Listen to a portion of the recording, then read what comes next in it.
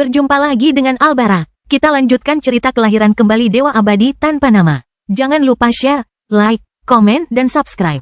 Kelahiran kembali Dewa Abadi tanpa nama bab 1571, Kematian.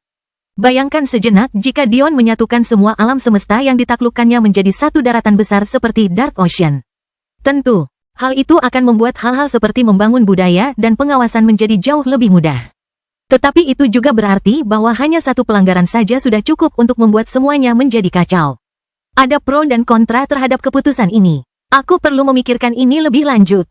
Dion merasa kesadarannya melemah. Dia tidak bisa mengambil keputusan secepat itu. Paling tidak, Dark Ocean akhirnya berhasil ditangani. Ayo pergi. Dion berbicara kepada Ri yang telah bergeser ke sisinya untuk menopangnya. Masih banyak yang harus dilakukan. Begitu Dark Ocean ditangani, Dion merasakan kemarahan yang selama ini ditahannya meluap kembali. Clara, Dion menggertakkan giginya. Dia tidak tahu apa yang sedang terjadi dengan istrinya saat ini. Little yang seharusnya merasakannya ketika garis keturunan Little Yin terbangun. Tetapi dia tidak mengatakan apapun kepada Dion tentang hal itu karena alasan yang sangat sederhana, jika Little Yin membangunkan garis keturunannya. Itu berarti dia sedang berjuang keras saat ini. Ri membantu Dion maju. Tak lama kemudian, 13 kembali dan meletakkan Dion dan Ri di kepalanya. Sayangnya, dia tidak bisa mengecilkan ukurannya dengan bebas, jadi dia hanya bisa tetap dalam wujudnya yang sangat besar. Akhirnya, ketiganya melesat ke permukaan Dark Ocean setelah mengumpulkan harta karun klan Jafari. Meski langit diselimuti awan kelabu, mata Dion yang terpejam sebagian sudah lama tidak melihat pemandangan seindah itu. Kau, Nine terdiam. 13, tapi aku, HMPH. 13 memalingkan tubuhnya yang besar dan ramping dan hitam dari Nine sebagai bentuk perlawanan. Tampaknya dia masih marah karena ditendang. Jelas, tidak banyak prajurit bernomor yang memandang Nine dengan pandangan positif. Tubuh 13 sangat indah. Tidak seperti kebanyakan jaguar dari alam fana Dion, bulunya paling hitam sementara pola alami jaguar digambar dengan warna emas gelap pekat di sepanjang tubuhnya. Tubuhnya berdenyut dengan kekuatan bahkan tanpa dukungan Raja Naga lagi. Tuhan menyelamatkan hidupku. Terima kasih banyak, dasar jalang. 13 mendengus. Namun, dalam hati dia cukup senang. Dia sudah lama menunggu untuk memanggil Nine dengan kata seperti itu. Apa katamu padaku? Dahi Nine berdenyut-denyut dengan urat-urat kemarahan.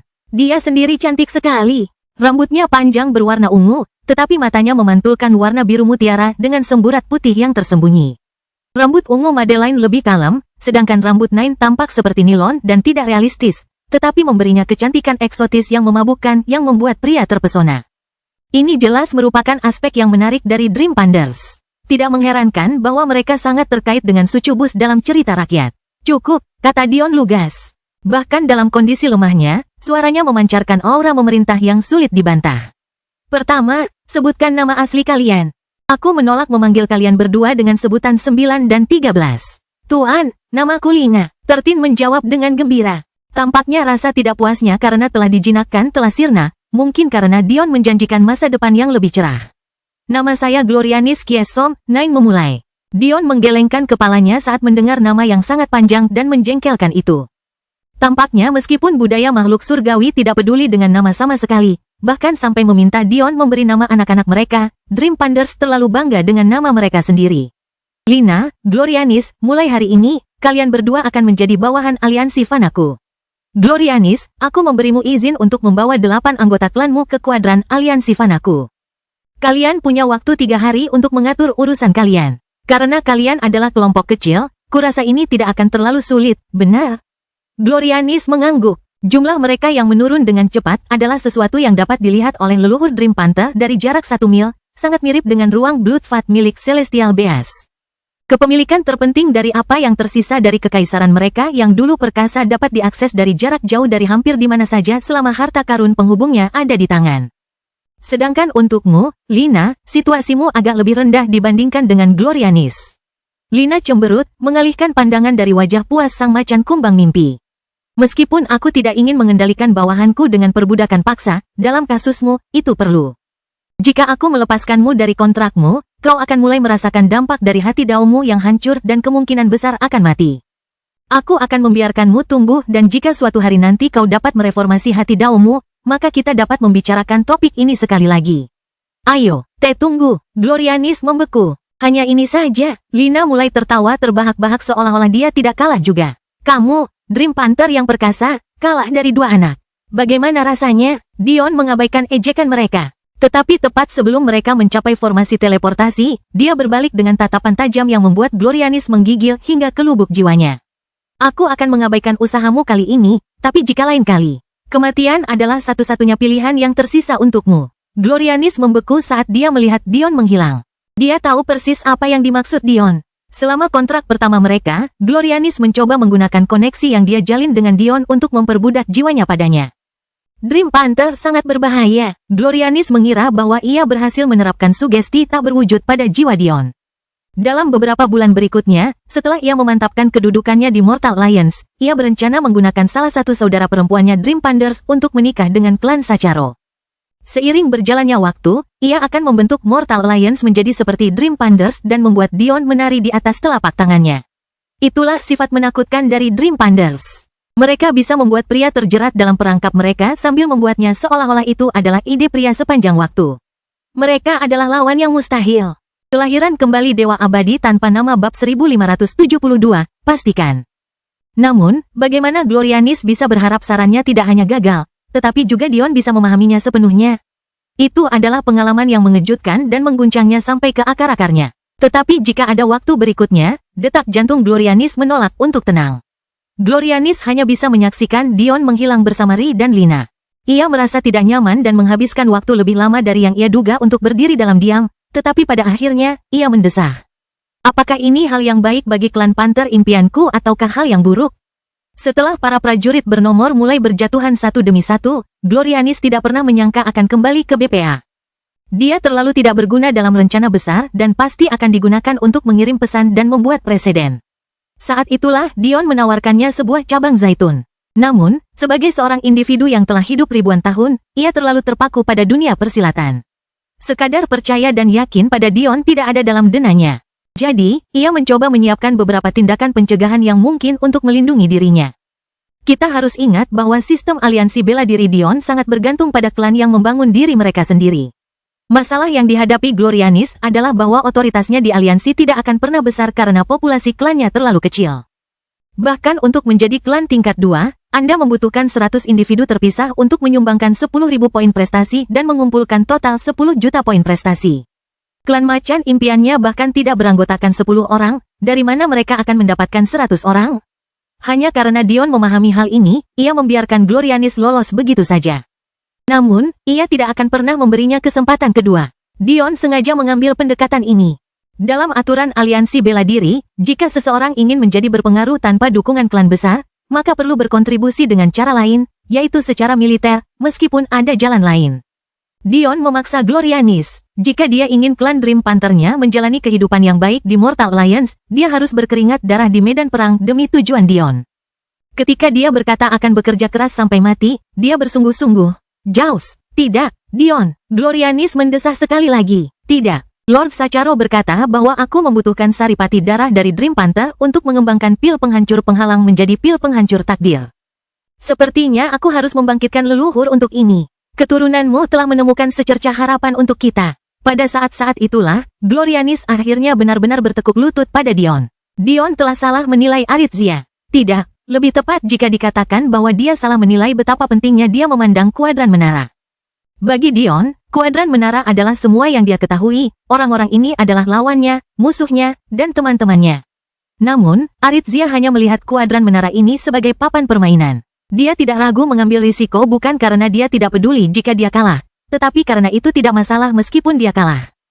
Seolah-olah Aritzia dan Dion sedang bermain catur. Tetapi sementara Aritzia dapat melihat semua 64 kotak, pandangan Dion terbatas pada sudut kecil berukuran 2x2.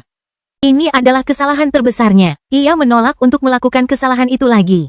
Jika ia tidak bisa mempercayai orang-orang di sekitarnya untuk bertindak sesuai harapannya, ia akan menghancurkan papan permainan mereka sehingga mereka memiliki pandangan yang sama dengannya. Dion belum dalam posisi untuk melakukan ini pada Aritzia. Namun, jika menyangkut Glorianis, jauh lebih mudah untuk memotong jalan mundurnya. Saat kesadaran Dion mulai melemah, tatapannya yang tegas tidak pernah berubah. Peristiwa-peristiwa ini bukanlah sesuatu yang ia lihat sebagai kemenangan. Malah, ia melihatnya sebagai kekalahan telak. Apapun yang ia lakukan, ia tidak akan pernah bisa memengaruhi Aritzia seperti pengaruhnya terhadap dirinya. Namun, akan tiba saatnya ia bisa melakukannya. Ia yakin akan hal itu. Untuk saat ini, dia akan menghancurkannya di kotak kecil 2x2 miliknya. Ketika saatnya tiba, dia akan memastikan Aritzia dan Sapientia tidak mendapat tempat bahkan jika mereka mencoba memainkan permainan lain. Klan Sapientia, aku akan melepas topeng itu dan membiarkan seluruh dunia melihatmu sebagai sampah. Tidak, Tuan, aku tidak memiliki kendali yang sama atas klan Jaguar Bumi seperti yang dimiliki Glorianis dengan klan Macan Kumbang mimpinya. Biasanya, Macan Kumbang dan Jaguar cukup antisosial dan hanya berkumpul saat musim kawin. Satu-satunya alasan klan Macan Kumbang mimpi berkumpul adalah karena masalah reproduksi mereka. Populasi mereka sangat rendah sejak awal sehingga mereka tidak akan memiliki kesempatan untuk kawin sama sekali jika mereka pergi sendiri. Tapi, bukan tidak mungkin bagiku untuk menyatukan mereka. Meskipun, kami hanyalah binatang buas kelas surga, jadi jangan berharap terlalu banyak dari kami. Kemungkinan besar, akulah satu-satunya ahli Dao dari spesiesku saat ini. Dion memperoleh pemahaman baru tentang betapa sulitnya bagi binatang tingkat surga untuk menjadi ahli Dao. Binatang tingkat transenden dan tertinggi saja sudah sulit melakukannya, jadi tidak mengherankan jika ada batasan seperti itu untuk binatang tingkat surga.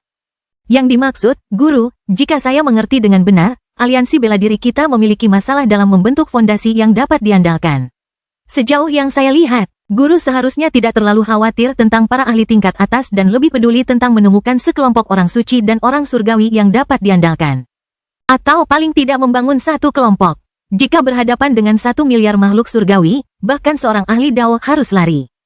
Meskipun benar bahwa tidak ada jumlah makhluk surgawi yang dapat membunuh seorang ahli Dao, itu hanya karena mereka tidak memiliki cara untuk menghentikan ahli Dao tersebut dari lari.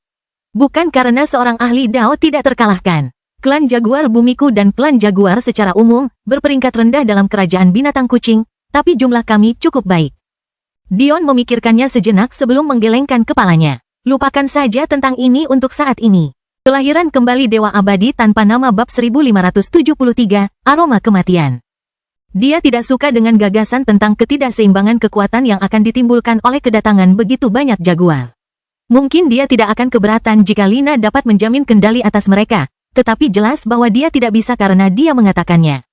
Membawa mereka akan menyebabkan lebih banyak masalah daripada kebaikan. Dion akan memikirkannya lagi di masa mendatang. Pada saat inilah lampu kilat formasi teleportasi meredup dan Dion mendapati dirinya berada di dalam istana jiwa. Ia mencoba berdiri namun hampir tersandung dan jatuh, namun berhasil diselamatkan oleh Ri. Kau perlu istirahat, Ri berkata tegas saat Lina dengan cepat berubah menjadi wujud manusianya. Dan kau perlu berpakaian.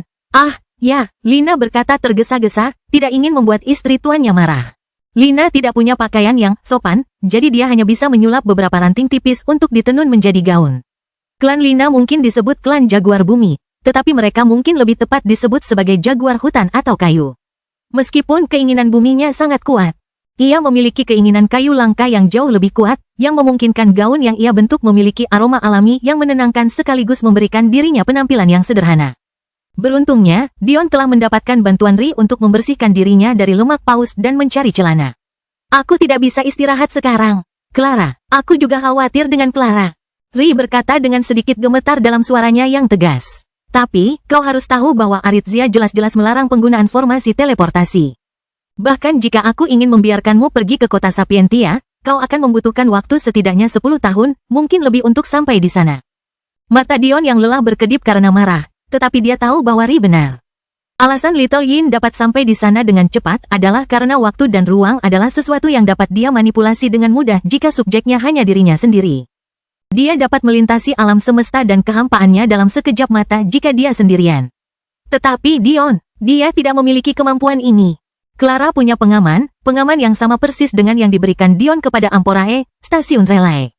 Namun, pertama-tama, Sapientia kemungkinan telah memasang formasi penyegel untuk mencegah teleportasi, dan kedua, Dion membutuhkan izin Clara agar stasiun relay itu diaktifkan. Mengetahui kepribadian Clara, dia tidak akan pernah memberikan izin itu. Dia lebih baik mati. Ri menopang tubuh Dion ke atas, menggunakan bahunya untuk menopangnya dengan ketiaknya. Dia benci melihat Dion merasa seperti ini, dan dia lebih benci lagi melihat Clara berada dalam posisi seperti itu, tetapi tidak ada yang bisa mereka lakukan. Bahkan jika mereka bisa pergi, apakah Dion benar-benar dalam posisi untuk melakukan sesuatu? Apakah Lina sendiri cukup untuk menghadapi kartu truf apapun yang dimiliki Sapientia?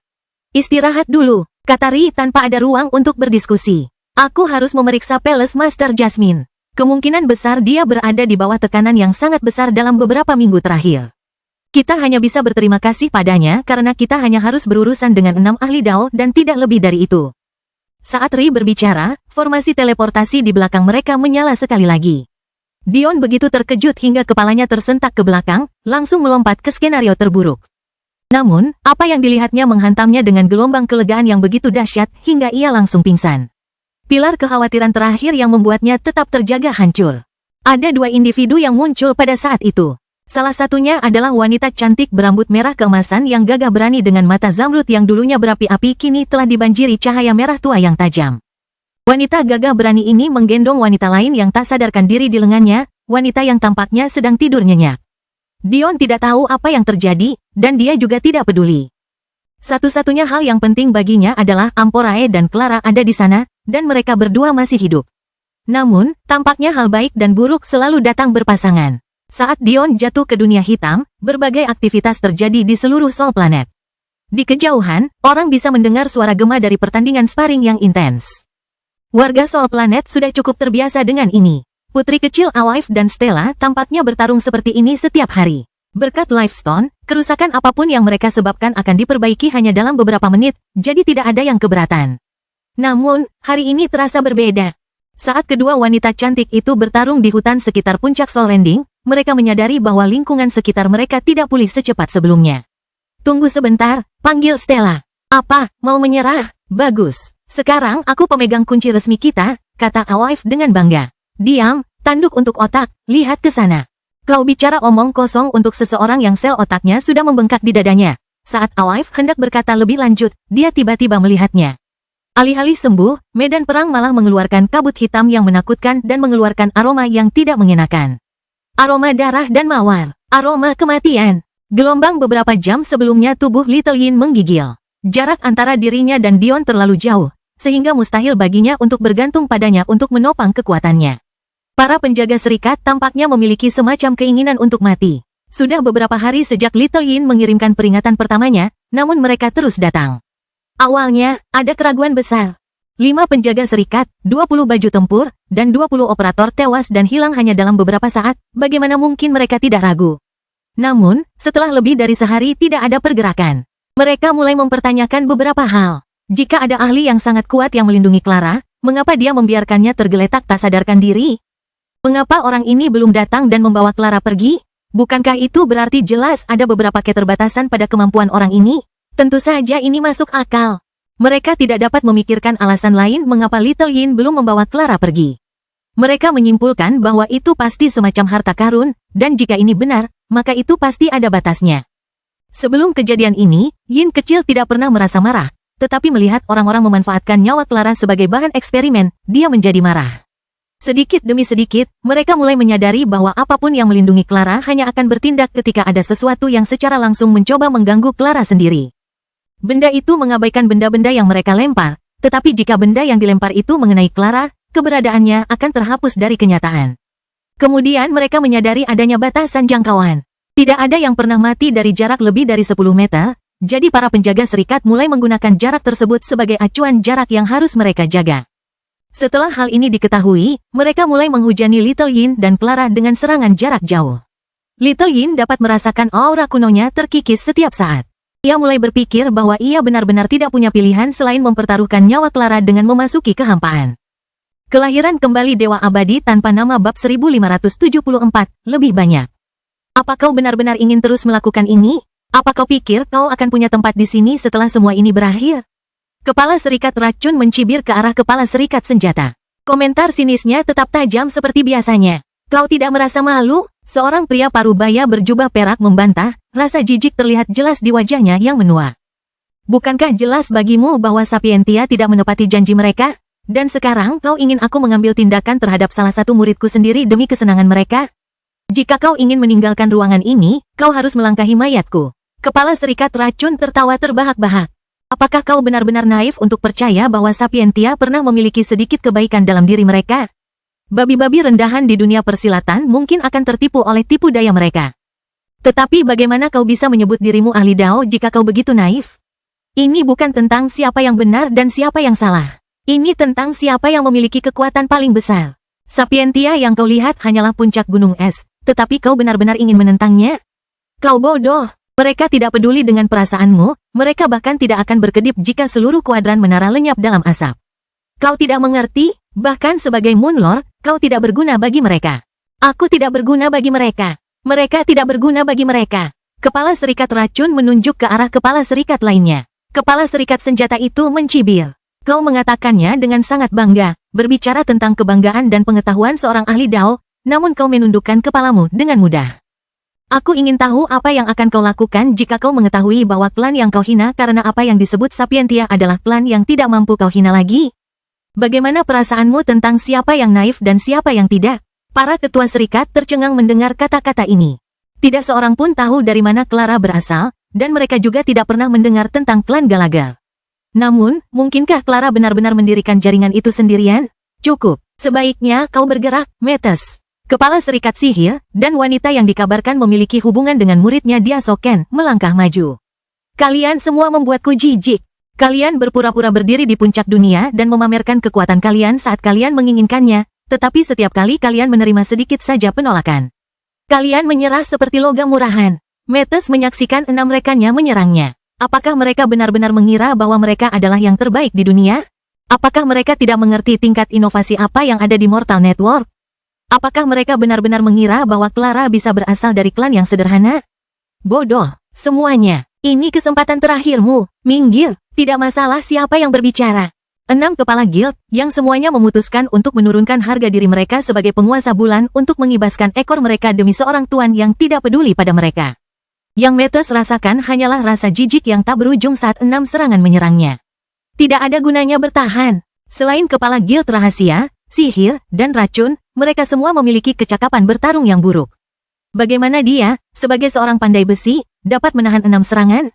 Metes menyentuh meja kerja yang diikatkan di punggungnya dengan ringan di saat-saat terakhirnya. Sepertinya ini adalah akhir perjalanan kita, kawan. Lagi, seorang kapten pengawal serikat mendesak para pemanah untuk melepaskan anak panah mereka lebih cepat. Adegan itu sungguh menggelikan. Ratusan penjaga serikat berdiri di sekitar menara yang atapnya telah hilang. Banyak penonton berdiri di tanah, menyaksikan para penjaga serikat yang tinggi, ini mengerahkan seluruh tenaga mereka untuk menembaki seorang gadis berjubah perak yang tak sadarkan diri. Namun, yang mereka terima sebagai balasannya hanyalah anak panah yang hancur tak dapat dijelaskan.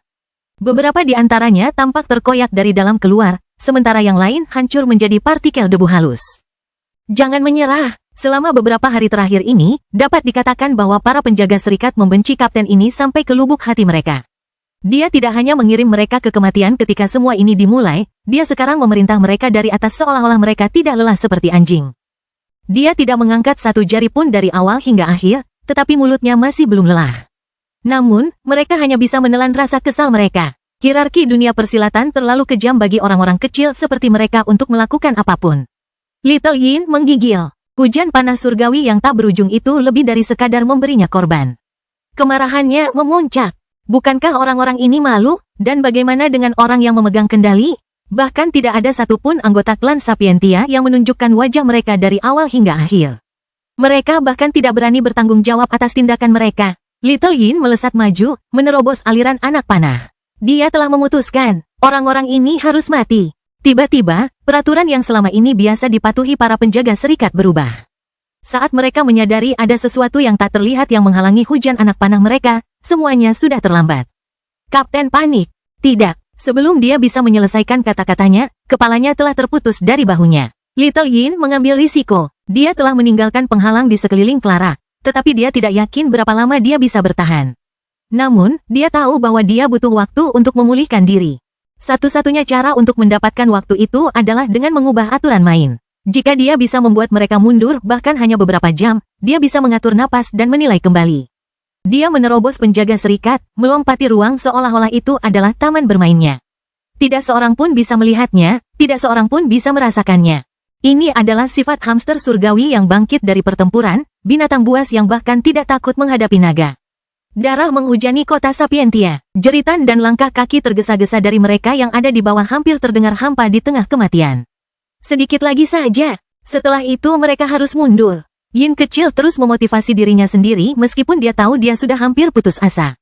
Kelahiran kembali Dewa Abadi tanpa nama bab 1575, terus maju. Ruang tampaknya bereaksi lebih lambat terhadap panggilannya, waktu tampak lamban dalam menanggapi, tetapi dia terus maju.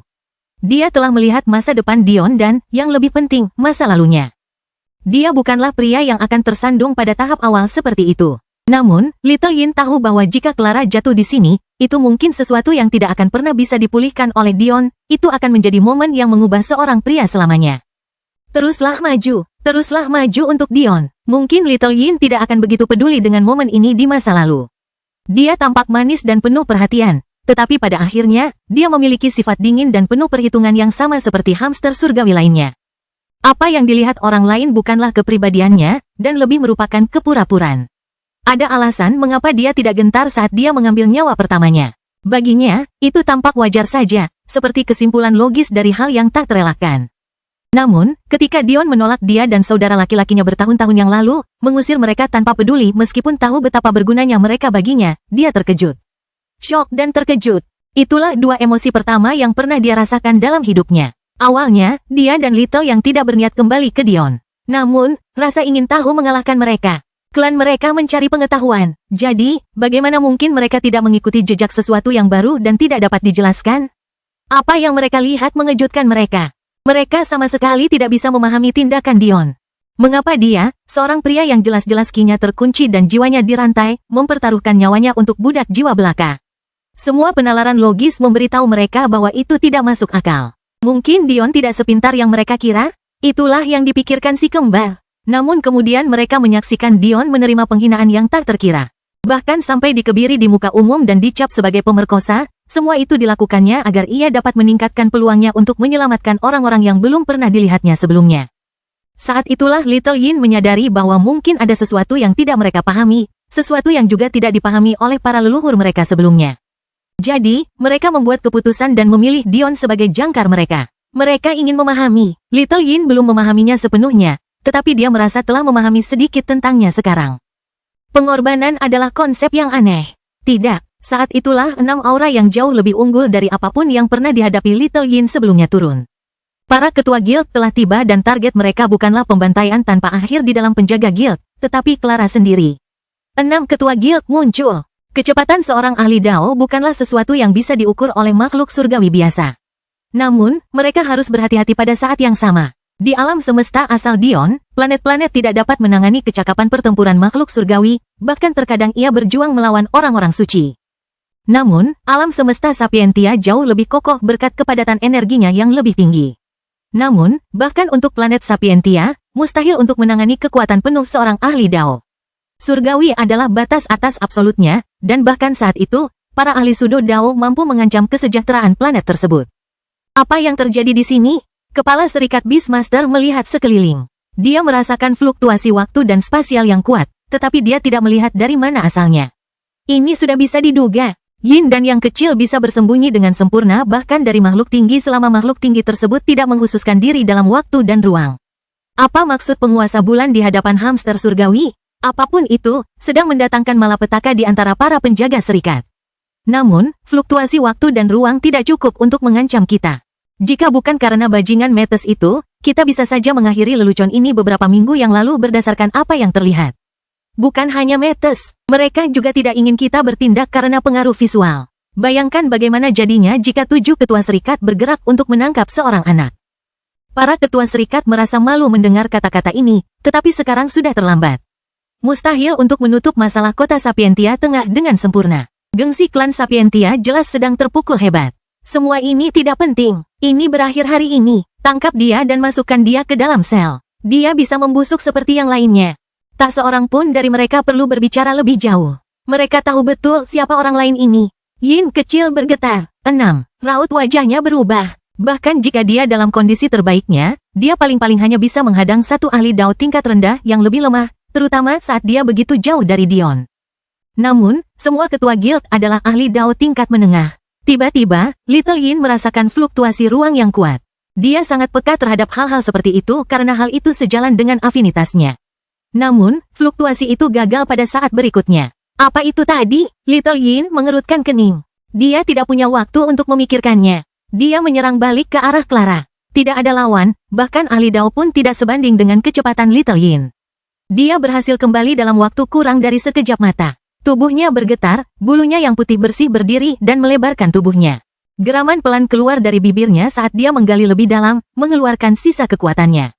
Tidak ada pilihan lain, dia harus mengambil risiko membawa Clara ke dalam kehampaan. Aku akan membuat teleportasinya singkat. Aku akan tetap berada di planet ini tetapi menuju ke tempat yang relatif tandus. Lalu aku akan melindungi kita dari deteksi. Ayo, aku bisa melakukannya. Tepat saat Little Yin hendak mempertaruhkan segalanya, fluktuasi kuat menusuk ke depan lagi. Tunggu, fluktuasi ini, aku mengenalinya. Ini adalah susunan teleportasi tingkat planet. Tapi, tiba-tiba Little Yin tersadar. Rangkaian penyegal, hancurkan. Pada saat itu, ki waktu dan ruang yang terkumpul di dalam tubuh Little Yin meletus keluar. Para ahli Dao yang menyerang benar-benar terkejut. Fluktuasi ini jauh lebih kuat daripada yang mereka perhatikan sebelumnya. Kelahiran kembali Dewa Abadi tanpa nama bab 1576, apakah kalian semua? Pada akhirnya, para ketua serikat ini adalah pengecut. Karena takut, mereka membuang harga diri mereka sebagai penguasa bulan dan ahli Dao. Bagaimana orang-orang seperti ini bisa cukup berani untuk menerobos fluktuasi energi yang jauh lebih kuat ini? Yang tidak mereka ketahui adalah bahwa pilihan inilah yang menentukan nasib mereka. Kalau saja mereka menghalangi fluktuasi ini, mungkin mereka bisa menyelamatkan hidup mereka. Sesaat kemudian, formasi penyegelan yang tidak terlihat oleh mata telanjang, hancur. Fluktuasi energi yang berusaha sekuat tenaga untuk meledak pun meledak. Fluktuasi spasial yang kuat berputar-putar, menyebabkan keenam ahli Dao itu terbang mundur lebih jauh, mengira ini adalah persiapan untuk serangan yang lebih besar. Namun, yang terjadi tidak seperti itu. Sebaliknya, muncullah sosok cantik yang jarang ditemukan di alam manusia. Dia terbungkus dalam baju besi kulit ketat yang berkilau dengan warna merah marun gelap. Baju besi berwarna merah ungu gelap itu berganti dari baju besi kulit menjadi baju besi pelat, membuatnya tampak seperti Valkyrie yang tak tertandingi, atau Dewi Perang. Sosoknya membuat orang ingin terus-menerus menatapnya, tetapi kekuatannya membuat orang tidak bisa. Pinggangnya indah, pinggulnya lebar, sementara baju besi kulit dan pelat yang menutupi dadanya tampak seperti sedang berperang untuk menjaga dadanya agar tidak hancur. Wanita pemberani ini memancarkan aura yang begitu buas sehingga planet Sapientia gemetar ketakutan. Lautan meletus dengan tsunami dan bumi berguncang dan retak. Kota Sapientia sendiri tampak hancur berantakan dengan bangunan-bangunan runtuh karena beratnya sendiri dan penduduknya berlarian menyelamatkan diri. Rambutnya yang merah keemasan berkibar kencang di tengah penampilannya yang gagah. Dia tampak tidak membawa senjata sama sekali, tetapi aura gelang emas di pergelangan tangannya dapat membuat orang berdebar-debar. Saya kecewa, wanita itu mengerutkan kening dengan jijik. Apakah kalian berenam hanya bisa menawarkan apa yang Sapientia tawarkan? Ampora telah muncul. Kekecewaan Amporae memang wajar, meskipun sedikit gila perang dan pertempuran. Dia ada di sini untuk menyelamatkan istri saudara perempuannya, bukan untuk menikmati pertempuran. Dia baru saja menghabiskan beberapa minggu terakhir dengan menahan sakit yang hebat. Merestrukturisasi tubuhnya secara menyeluruh, dan melakukan itu semua agar dia bisa menjadi cukup kuat untuk menyelamatkan Clara. Tetapi dia bertemu dengan lawan yang sebenarnya bisa dikalahkannya bahkan sebelum dia menjadi ahli Dao tengah tingkat ke-13. Selain itu, dia bahkan mengeluarkan pusaka ayahnya, baju besi leluhur pakal, semuanya untuk menemukan 6 orang lemah. Apalagi sebelumnya, bahkan saat Amporae masih menjadi ahli Dao rendah, dia bisa mengalahkan ke-6 orang ini. Selain ketua serikat racun, sihir, dan rune, 3 orang lainnya adalah ahli Dao tingkat 3. Namun, bahkan 3 orang sebelumnya hanyalah ahli Dao tingkat 2. Ini berarti bahwa setengah dari mereka melewati penghalang Dao setelah hanya berkultivasi ke alam surgawi ke-10. Sementara setengah lainnya melewati penghalang setelah hanya berkultivasi ke alam surgawi ke-11. Untuk menandingi mereka dengan Amporae yang hanya melewati penghalang setelah mengisi semua 108 meridian dengan ki surgawi. Itu seperti membandingkan langit yang cerah dengan baskom yang diisi dengan kotoran. Amporae menginginkan mereka menjadi kuat hanya agar dia dapat membenarkan tindakannya meninggalkan Clara dalam situasi yang tidak menentu untuk waktu yang lama. Tetapi tampaknya Clara telah menderita tanpa alasan. Sekarang Amporae telah mengisi 112 meridian dengan ki surgawi. Keenam hal ini bahkan tidak layak untuk dipikirkan sekilas di hadapannya. Sambil mendesah, dia menyingkirkan niat bertarungnya, menyebabkan planet Sapientia yang bergetar akhirnya sedikit tenang. Dia menunduk dan mengangkat Clara. Kecapi naga emas di pergelangan tangannya merayap bangun, melilit tubuh Clara dan melindunginya di punggung Amporae. Kemudian, dia menghadap ke kota. Amporae menatap ke kejauhan, tetapi dia mencibir pelan di saat berikutnya. Dia merasakan beberapa aura kuat melonjak beberapa saat yang lalu, tetapi sepertinya mereka merasa bahwa risiko untuk keluar tidak lagi sepadan. Mungkin rasa sakitnya dan penderitaan Clara tidak sepenuhnya tidak beralasan. Namun, jika mereka berharap Amporae pergi tanpa mengambil sesuatu dari mereka, mereka salah besar. Sapientia tidak akan memiliki tempat di dalam kuadran menara dalam waktu dekat. Kejahatan menyentuh wanita Sacharo bukanlah sesuatu yang bisa dilakukan orang seperti kalian. Biarlah hari ini menjadi peringatan bagi yang lain. Klan Sacharo tidak menganggap enteng pelanggaran. Kata-kata Amporae bagaikan bom yang meledak di dunia persilatan. Mereka yang masih cukup berani untuk merekam kejadian yang terjadi merasa kepala mereka berputar-putar. Apakah dia baru saja mengatakan bahwa Clara adalah wanita Sacharo? Ini luar biasa. Tangan yang halus terentang keluar. Tangan itu begitu ramping dan indah sehingga mereka yang melihat aksi Amporae tidak dapat mempercayai kehancuran yang terjadi. Resonansi duniawi, catatan pertama. Satu jari bergerak ke bawah. Seolah memainkan musik surga dengan langit itu sendiri, gelombang kejut yang bergema menyebar keluar. Awalnya lambat, bahkan indah. Namun apa yang terjadi selanjutnya membuat mereka yang berada di bawah ketakutan. 3 kepala guild, Master Binatang, Master Formasi, dan Master Alkimia. Tepat saat mereka mendengarkan apa yang mereka yakini sebagai suara terindah yang pernah mereka dengar, kepala mereka pecah menjadi hujan darah, tulang, dan otak. Sang ahli sihir, ahli urat rahasia, dan ahli racun semuanya batuk darah, tubuh mereka gemetar, tetapi ki dan otot mereka tidak dapat bergerak sedikit pun. Jangan goyah, anak muda. Kau sudah menyampaikan maksudmu. Suara kuno bergema di planet Sapientia. Suara itu menenangkan, bahkan terlalu menenangkan. Suara itu mengingatkan kita pada seorang lelaki tua jinak yang menghibur anak-anak dengan ceritanya. Amporae terdiam sejenak. Klan Sacharo tidak menganggap enteng pelanggaran. Worldly Resonance, Second Note. Orang tua itu mendesah namun tidak berkata apa-apa lagi, suaranya menghilang seperti kabut pagi. Seperti ini, 6 ketua serikat yang telah memegang jabatan mereka selama puluhan ribu tahun dibunuh di depan mata dunia persilatan. Klan Sacharo tidak akan pernah mundur selangkah pun. Jika bukan karena peningkatan kekuatan Amporae yang dahsyat, apakah lelaki tua itu akan meminta pendapatnya? Kemungkinan besar, dia akan melangkah keluar dan menghancurkan Amporae serta menyegelnya dan Clara. Satu-satunya hal yang penting di dunia persilatan adalah kekuatan, dan klan Sacharo perlu membuat presiden berdarah sekali lagi karena tampaknya yang lain tidak cukup. Ini hanyalah langkah pertama dalam menyingkirkan Sapientia dari kuadran menara. Amporae berbalik untuk mengaktifkan stasiun relay yang tersembunyi di dalam ruang penempaan Clara, ketika suara lain terdengar. Oh, terima kasih Tuhan, Metes yang babak belur, dan memar jatuh dari langit. Amporae bukanlah orang yang mudah merasa simpati, tetapi dia dapat dengan mudah melihat kultivasi Metes. Tidak perlu seorang jenius untuk mengetahui apa yang telah terjadi padanya. Ia sedikit meronta, tetapi kemudian ia memikirkan apa yang akan dilakukan Dion dalam situasi ini. Akhirnya, dengan senyum tipis, ia memeluk Clara dan mengirimkan Golden Dragon Lyre untuk melingkari Metes. Stasiun relay hancur ketika 3 sosok menghilang, meninggalkan kota Sapientia dalam keheningan. Kelahiran kembali Dewa Abadi tanpa nama bab 1577, jelas-jelas. Dion terbangun kaget, pikirannya berputar saat ia dengan cepat bangkit berdiri. Tetapi ia sama sekali lupa bahwa ia kehilangan separuh lengan kanannya dan berakhir dengan canggung berputar ke sisi tempat tidurnya yang empuk dan jatuh ke lantai. Dapat dikatakan bahwa ia tidak pernah melakukan sesuatu yang seceroboh itu bahkan saat ia masih manusia biasa. Sayangnya, ia tidak sempat melampiaskannya karena tawa kecil Ri hampir membuatnya tersipu malu. Namun, untungnya, lapisan kulitnya sudah tumbuh tebal sejak lama. Setelah batuk ringan, ia berdiri dan berkedip. Sakit kepala yang hebat mengancam akan mengiris tengkoraknya menjadi 2, tetapi ia masih menyadari bahwa ia berada di kamar tidur kerajaan. Itu adalah tempat ia berbagi tempat tidur dengan istri-istrinya, meskipun mereka jarang menggunakannya mengingat mereka telah terbiasa tidur lebih merupakan kesenangan sesaat daripada kebutuhan. Sebenarnya, alasan Dion mengatasi rasa malu awalnya dengan mudah adalah karena perasaan itu dikalahkan oleh rasa malu. Ia begitu diliputi perasaan lega saat melihat Clara hingga ia pingsan. Namun kenyataannya ia juga sangat khawatir dengan Madeline. Ia yakin bahwa secara komparatif, Madeline seharusnya berada dalam situasi yang lebih baik, tetapi mustahil baginya untuk mengetahui hal itu. Sayangnya, ia pingsan sebelum ia menginginkannya. Dion sangat menyadari aturan menara. Jika Madeline diganggu oleh Sapientia seperti yang diyakininya, dia sudah tahu bahwa Sapientia mungkin memiliki ahli Dao yang siap siaga. Bukan hanya dia, tetapi para jenderal iblis juga akan berada dalam bahaya.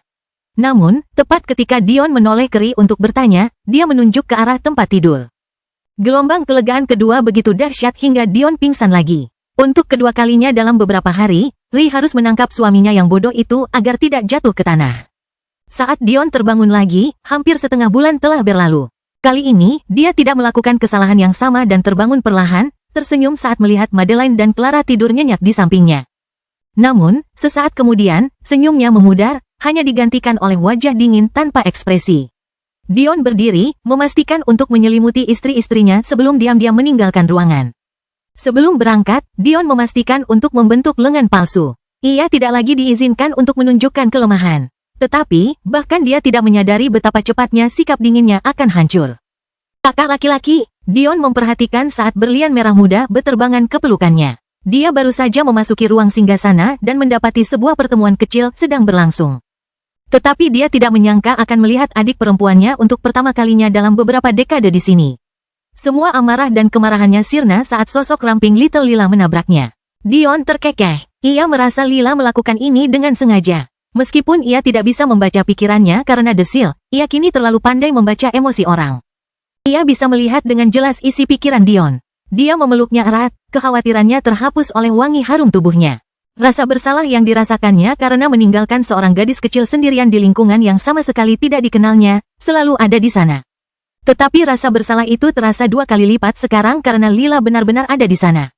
Kau tidak akan melupakanku, kan? Suara Zaire yang riuh dan hampir terlalu keras memenuhi telinga Dion. Dion hampir tidak percaya bahwa anak laki-laki kecil yang dulu selalu menempel padanya kini memiliki suara yang lebih dalam dan jauh lebih jantan daripada suaranya sendiri. Dion menyeringai, mengusap kepala adik perempuannya yang terisak pelan dan mengabaikan Zaire. Kamu sudah seorang pria sekarang, kamu tidak membutuhkan aku lagi. Zaire mendengus, lalu berbalik seolah hendak mengamuk. Lagi pula, bukankah aku akan malu memelukmu sekarang? Siapa yang memintamu untuk lebih tinggi dariku?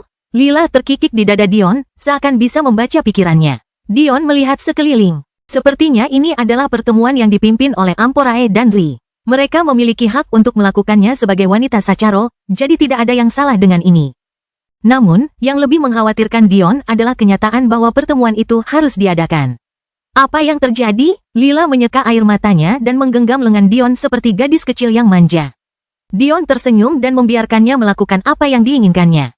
Dion sudah tidak memberinya kasih sayang seorang saudara selama lebih dari 20 tahun, dia jelas pantas mendapatkan perhatian setelah sekian lama. Maaf mengganggu, kata Dion ringan. Ada yang terjadi? Suasana gembira berubah serius. Amporae memimpin dalam menjelaskan. Ada beberapa masalah, Tuan Suami. Pertama, kita perlu mencari tahu cara untuk melanjutkan tahap pembukaan. Suster Clara dipaksa, jadi rencana kita dimajukan lebih jauh dari yang kita inginkan. Kedua, masih ada situasi lantai surgawi. Para jenderal iblis masih baik-baik saja karena mereka berada di bawah perlindungan kota emas rendah. Tetapi Little Lila punya alasan untuk percaya bahwa Middle Sapientia dan Middle Lily City sedang diawasi dengan ketat saat ini. Kami memutuskan untuk memindahkan Suster Madeline tanpa persetujuannya, tetapi para pengikut sekte bunga lili api masih dalam bahaya. Belum lagi fakta bahwa ribuan saksi mata atas apa yang terjadi di kota Sapientia Tengah juga tidak dapat bergerak bebas. Terakhir, ada beberapa laporan tentang keanehan di planet ini. Batu kehidupan, atau lebih tepatnya kemampuannya yang biasa, tampaknya telah memburuk karena alasan yang tidak diketahui. Dion mengerutkan kening, lalu duduk bersama Lila di sampingnya. Bisakah kau ceritakan apa yang terjadi di Middle Sapientia City? Setelah mendengarkan cerita itu, Dion mengalihkan pandangan penuh celaan ke arah Damaris. Gadis malang itu tidak tahu apakah harus tertawa atau menangis. Kenapa kau hanya menyalahkanku, Lila dan Zaire juga? Kecenderungan ini terlalu mencolok. Kelahiran kembali Dewa Abadi tanpa nama bab 1578, Batu Kehidupan. Apa yang terjadi dengan kandang-kandang yang penuh dengan manusia itu? Hanya kau yang bisa memberi izin untuk membawa orang ke planet jiwa dan dunia batinku tidak cukup besar untuk menampung kandang-kandang itu sendiri, jadi mereka masih di kota Sapientia Tengah. Zaire menjawab, sekarang setelah kau bangun, kita bisa membawa mereka kapan saja. Masalahnya adalah kita tidak punya sarana untuk membuka kandang-kandang itu. Apa yang terjadi dengan kunci yang kamu gunakan untuk melepaskan Firva? Itulah satu-satunya kunci yang dimiliki Primus, kunci itu hanya bisa membuka sel Firva. Sepertinya satu-satunya alasan dia memiliki kunci itu adalah karena keputusannya, bersama dengan Aritzia, untuk menangkap Firva. Namun, biasanya, proses mendapatkan kunci kandang-kandang itu jauh lebih rumit. Menurut apa yang ditemukan Little Lila saat mengorek otak Primus, ada rantai perintah rumit yang harus mereka lalui untuk membuka kandang-kandang itu. Jika kita mencoba membuka kandang-kandang itu secara paksa, orang-orang di dalamnya akan kehilangan nyawa. Beruntung Madeline tidak memiliki cukup kekuatan saat itu untuk membuka kandang secara paksa, dan karena itu tidak dianggap sebagai ancaman. Kalau tidak, Firfer akan kehilangan nyawanya. Kerutan di dahi Dion semakin dalam. Baginya, itu terdengar seperti tim peneliti yang berusaha keras untuk menangkap dan mengurung Sapientia. Akan tetapi, tampaknya akan jauh lebih merepotkan daripada yang dipikirkannya untuk memanfaatkan mereka.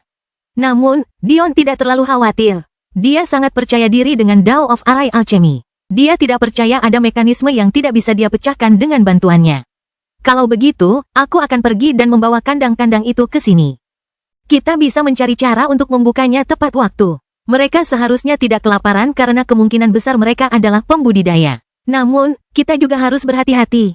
Kita tidak tahu seberapa kuat atau tidaknya individu-individu ini. Karena orang-orang ini ditahan di lantai surgawi.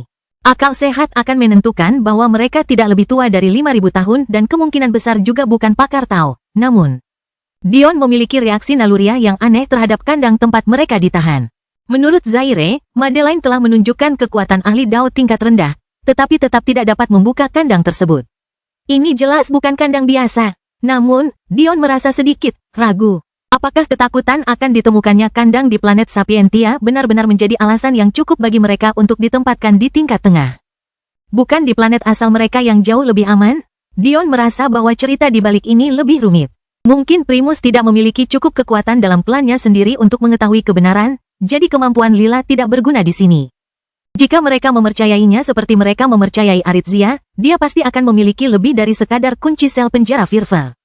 Aku punya firasat bahwa mereka akan berguna bagi kita, tetapi keselamatan kita lebih penting dari itu.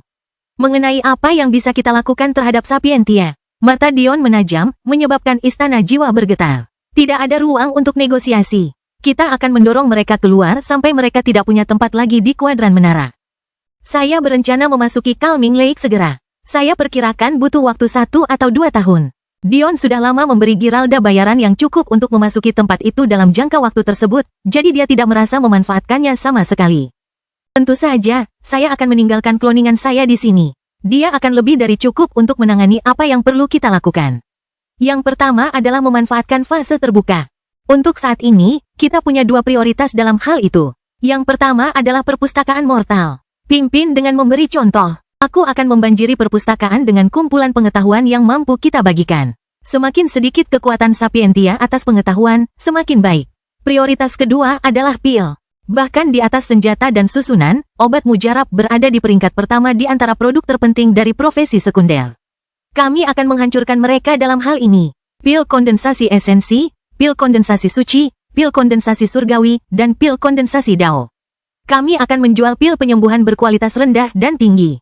Kualitas tertinggi adalah pil penenang surga kelas komet, tetapi jumlahnya sedikit. Kami akan memproduksi massal pil penyembuhan tulang dan daging kelas master. Kami akan menjual pil yang cocok untuk pengembangan jiwa dan raga. Saat ini, yang paling tidak kita butuhkan adalah uang dan sumber daya.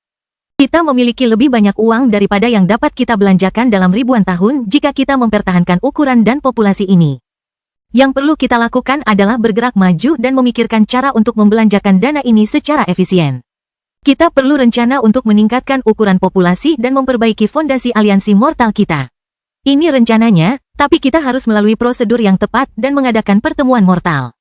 Meski begitu, saya yakin tidak ada yang akan keberatan. Dion berbicara dengan cepat. Setiap kata-katanya seakan menghancurkan kekhawatiran dan kegelisahan orang-orang di sekitarnya. Bahkan Amporae yang biasanya memiliki ekspresi tanpa perasaan di wajahnya yang cantik pun tersenyum. Tapi sekarang, apa yang kau katakan tentang batu kehidupan? Awaif dan Stella yang berusaha tidak merusak suasana menyadari bahwa sekarang giliran mereka untuk berbicara. Setelah menjelaskan apa yang mereka alami, kerutan di dahi Dion yang akhirnya mengendur, kembali muncul dengan kekuatan penuh. Ki kematian? Mengapa Ki kematian ada di sini? Mungkinkah Junior? Konstitusi Dewa Kematian Junior tidak normal sama sekali. Karena dia telah mengambil tulang Orcus, jauh lebih mudah baginya untuk menembus level konstitusinya. Ini semakin dipastikan oleh fakta bahwa bakat jiwanya seharusnya sama kuatnya dengan Dion. Secara teori, begitulah. Tetapi, tampaknya terlalu berlebihan jika Junior menganggap bahwa itu adalah alasan batu kehidupan tidak bekerja dengan baik. Dari ingatan Dion, ia ingat belajar tentang batu kehidupan dari patung-patung di lembah para jenius.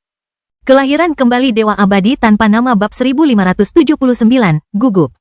Namun, mereka hanya menyinggungnya. Karena keterbatasan yang mereka hadapi, mereka tidak dapat memberitahunya kebenaran di baliknya.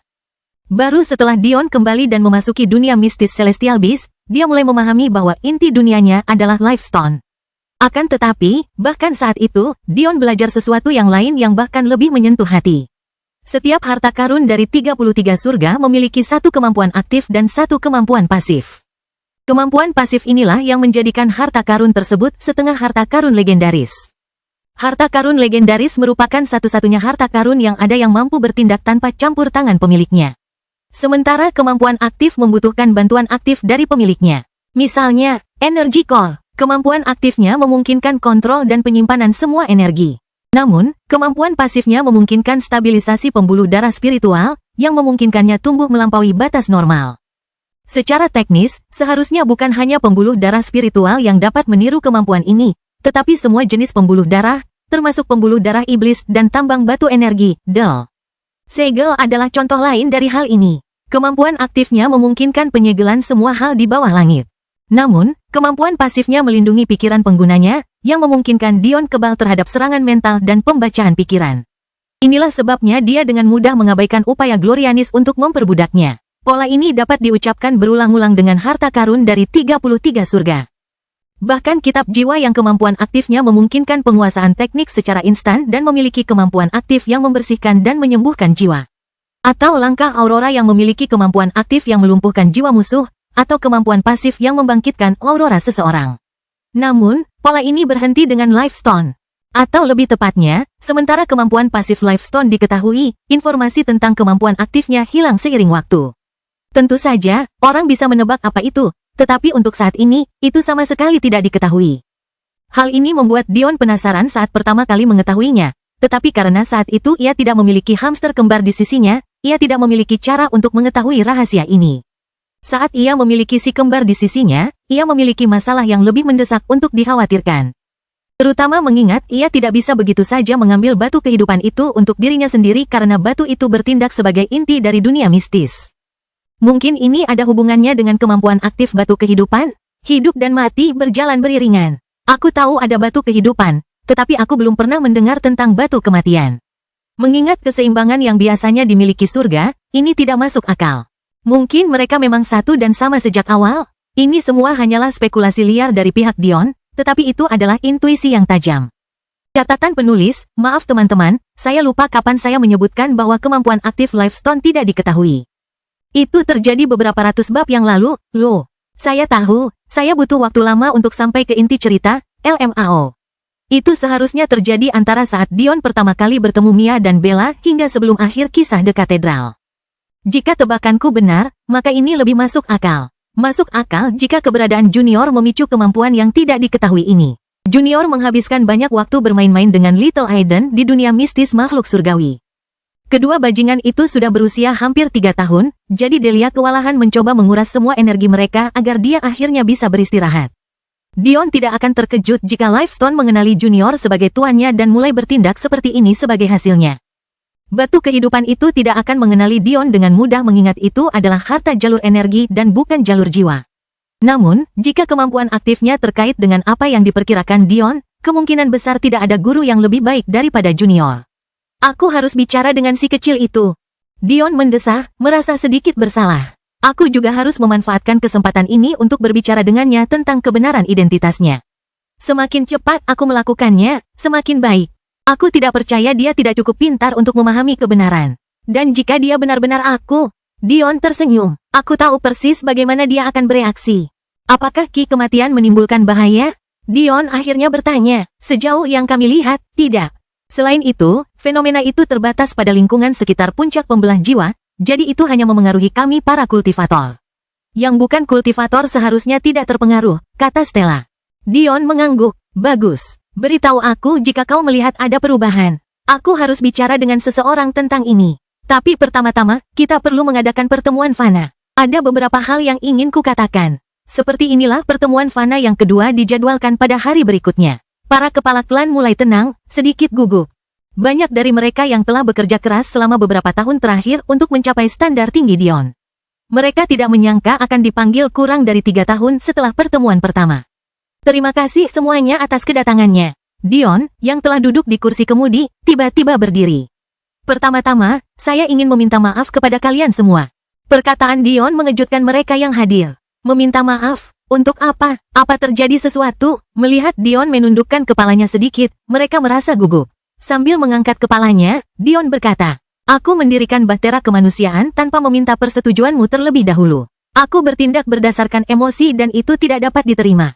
Ini tidak akan terjadi lagi, aku dapat menjamin itu semua kepadamu." Mendengar kata-kata ini, para kepala itu semakin tercengang. Meskipun kata-kata Dion benar, tidak seorang pun pernah merasa tidak puas dengan tindakannya. Mereka semua tahu betapa berartinya Mia dan Bella bagi banyak orang di dalam aliansi mortal. Kematian mereka membuat mereka semua sedih. Secara teknis, memang benar bahwa untuk proyek sebesar itu, Dion seharusnya mengadakan pertemuan mortal. Namun, tidak ada yang menyalahkannya karena tidak melakukannya. Akan tetapi, Dion tidak membiarkan mereka melepaskannya begitu saja. Kali ini mungkin bukan masalah besar, tetapi aku tidak ingin membuat preseden semacam ini. Aturan aliansi mortal harus dipatuhi, bahkan oleh klan Sacharo. Itulah janjiku kepada kalian semua. Kelahiran kembali Dewa Abadi tanpa nama bab 1580, Ayah. Berbeda sekali dengan pertemuan pertama, tindakan Dion kali ini membuat para kepala klan merasa hangat. Tatapan mereka jelas melembut. Alih-alih rasa takut dan gentar yang pernah ada, banyak yang mulai merasakan kesetiaan dan kepuasan terhadap pemimpin mereka. Aku akan menempa diriku menjadi pemimpin yang lebih baik sehingga masa depan kita akan lebih cerah. Tatapan mata Dion yang tegas bertemu dengan setiap mata mereka sebelum dia duduk sekali lagi. Hal pertama yang ingin saya sampaikan dalam pertemuan ini adalah kemungkinan penambahan anggota baru dalam aliansi kita. Para pejabat mulai berbisik-bisik satu sama lain saat sekelompok 9 wanita masuk. Glorianis membungkuk dalam-dalam kepada Dion. "Halo semuanya, saya datang ke sini hari ini untuk memohon kepada kalian semua sebagai representasi klan Macan Impian saya. Kami berharap dapat bergabung dengan aliansi Fana dan menjadi salah satu pilar menuju masa depannya yang cerah." Jika para prajurit bernomor itu melihat cara 9 yang mereka kenal bertindak sekarang, rahang mereka akan ternganga. Kemudian mereka akan mulai membelah tengkorak Dion untuk memahami bagaimana dia melakukannya. Pertemuan itu berlangsung cepat dan berakhir hanya dalam beberapa jam. Bagaimana mungkin ada yang keberatan dengan penambahan seorang ahli Dao tinggi dan 8 ahli Sudo Dao? Mereka bodoh jika mengatakan tidak. Terutama karena ukuran klan mereka yang kecil kemungkinan berarti mereka tidak akan mampu bersaing dan merusak kepentingan mereka. Ada 7 tahun tersisa dari masa percobaan klan tingkat 1 Dion yang berdurasi 10 tahun, jadi klan yang hadir terlalu sibuk berupaya membuktikan diri untuk mengkhawatirkan penambahan klan baru. Setelah itu, Dion mulai menjelaskan kepada mereka tentang masalah Sapientia dan membahas perincian lebih rinci tentang kemungkinan strategi balasan mereka. Seperti yang diharapkan Dion, tidak ada yang keberatan dengan idenya dalam hal ini. Bahkan, banyak dari mereka tampak bersemangat untuk membalas Sapientia yang sombong karena berani mengancam nyawa Clara. Bagian kedua dari pertemuan itu adalah pengenalan Little Lila dan Zaire sebagai Sacharos. Aspek penting lain dari pertemuan itu adalah berita menarik seputar Dark Ocean. Mereka tiba-tiba memperoleh sumber daya yang terkumpul sebanyak 30 alam semesta. Bagaimana mungkin mereka tidak gembira? Mereka memiliki cukup sumber daya untuk berperang selama puluhan ribu tahun tanpa rasa khawatir. Tidak banyak dari mereka yang merasa nyaman dengan prospek seperti itu. Akhirnya, topik terbesar yang tersisa adalah apa yang harus dilakukan terkait harta karun klan Jafari. Haruskah mereka bersatu dengan Dark Ocean? Atau haruskah mereka menempatkan telur mereka di keranjang yang berbeda? Itu adalah pilihan yang sulit untuk dibuat. Terutama mengingat kedua pilihan itu memiliki kelebihan dan kekurangannya sendiri. Pada akhirnya, mereka memutuskan untuk tidak melakukan fusi untuk saat ini. Ada 2 alasan. Pertama, satu pelanggaran bisa berarti akhir dari segalanya. Namun, alasan ini saja tidak cukup. Meruntuhkan penghalang kekosongan yang dibangun oleh harta karun klan Jafari bukanlah sesuatu yang mampu dilakukan klan manapun di kuadran menara sejauh yang mereka ketahui. Selain itu, bahkan kuadran luar akan membutuhkan beberapa dekade, bahkan mungkin berabad-abad, upaya untuk menerobos, belum lagi jumlah sumber daya yang sangat banyak. Jadi, alasan sebenarnya mengapa ini dipilih setelah banyak perdebatan adalah karena perang. Jika mereka mengubah koordinat Sol dan Celestial Deer Universe, akan lebih merepotkan untuk berperang dengan 99 Universe dan klan Pakal, Ragnar, dan Beast Alliance. Sementara harta klan Jafari memberi mereka perlindungan, itu juga membuatnya merepotkan. Jika mereka mengubah koordinat, maka gerbang akan kehilangan kemampuan untuk menghubungkan kedua alam semesta. Meskipun mereka dapat mengurangi gangguan ini dengan menempatkan susunan teleportasi di dalam gerbang itu sendiri, hal itu akan menimbulkan masalah lain. Pertama, gerbang itu berbahaya, jadi harus ada pasukan yang tersisa untuk melindungi susunan itu sepanjang tahun. Kedua, karena mereka mengubah koordinat, diperlukan susunan tingkat planet minimal untuk melakukan hal ini. Sayangnya, mereka hanya memiliki 10 susunan kunci utama yang masing-masing hanya dapat membuat 10 stasiun relay. Satu alam semesta dapat memiliki lebih dari 10 hingga 20 gerbang saja, jumlah susunan ini tidak cukup. Pada akhirnya, mereka memilih untuk mengaktifkan harta karun klan Jafari untuk penghalang perlindungan, tetapi tidak mengubah koordinat alam semesta. Dengan cara ini, mereka akan dapat menggunakan gerbang untuk peperangan yang lebih mudah, sekaligus memperoleh penghalang perlindungan.